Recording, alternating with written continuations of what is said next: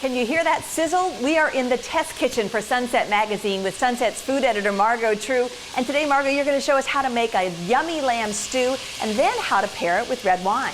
That's right. And for this lamb stew, I've chosen a natural partner, which is Syrah. And in fact, there's some Syrah in the stew. So what I'm doing now is browning the lamb.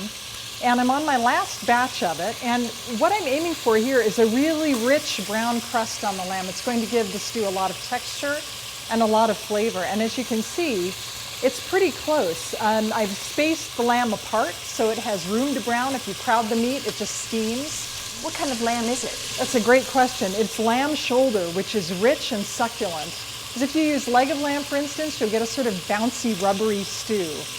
This is the perfect cut for it. And if you buy stew meat, lamb stew meat, most often it's lamb shoulder. Just ask your butcher if you're not sure.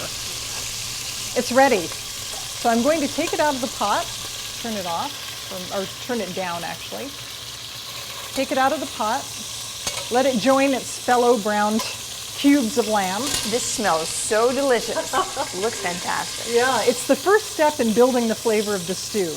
You really want a good, properly browned bunch of lamb. All right, so what's our next step? So our next step is the onions, if you wouldn't mind handing me the onions. No problem. And go ahead and dump it in. Okay. There we go.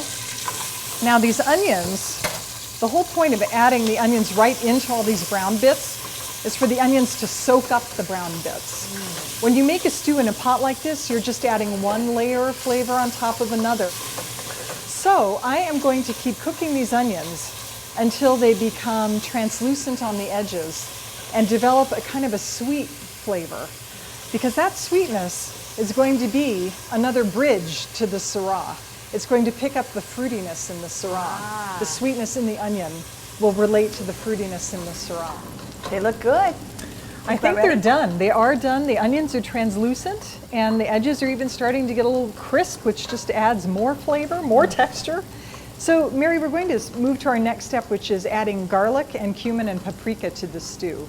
Would you mind just tossing them right on in there? No problem. Thank you. This is the cumin. Cumin. Paprika. Paprika. And we're just stirring these until they get fragrant. We don't want anything to burn. Go ahead with the garlic. Great. Thank you. So our next step actually is to add some Syrah. It's time for the Syrah. So if you can go ahead and... when you're cooking with wine, just go ahead and dump it in? Yes, please. When you're cooking with wine, do you want to use a good wine or is this the opportunity to use a cheap wine? Well, you know, neither, actually. What you want is a wine that's drinkable.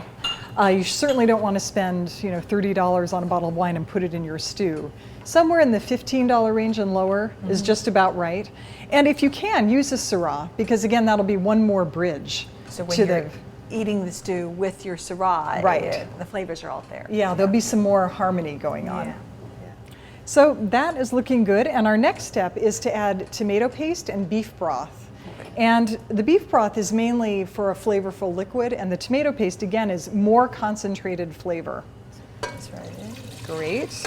I'll give you this. Thank you. Great. Yeah, I'm gonna get that out with my spoon.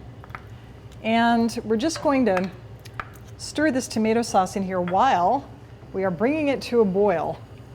So we're going to go ahead and just dump this on in. Put your lamb back in. Yeah. And then we're going to cover it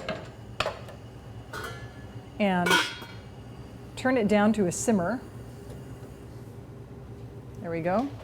And then we're just going to leave it alone for about an hour and a half until it is tender enough to poke with a fork. Ooh, it sounds so good. Yeah. So let that sit for a bit. Right. So while the stew is simmering, you're going to show us how to prepare the last ingredient for the stew, which is a roasted red pepper. That's right. And I've actually already prepared a sheet of roasted peppers, and I've been letting them sit aside for about 10 minutes so the skin loosens. And then that makes them very easy to peel. That's the other reason you do it, because you want the peels off of these peppers. It will make for a tender melting effect in the stew. That sounds good. So all you do, you just peel it right off. Oh, they do come right off. It's right off. It's really fun, actually. I love to peel peppers. And I'm going to sliver it into very, very thin slivers. So the red peppers go into the stew? That's right. So they just go right on in to the simmering stew.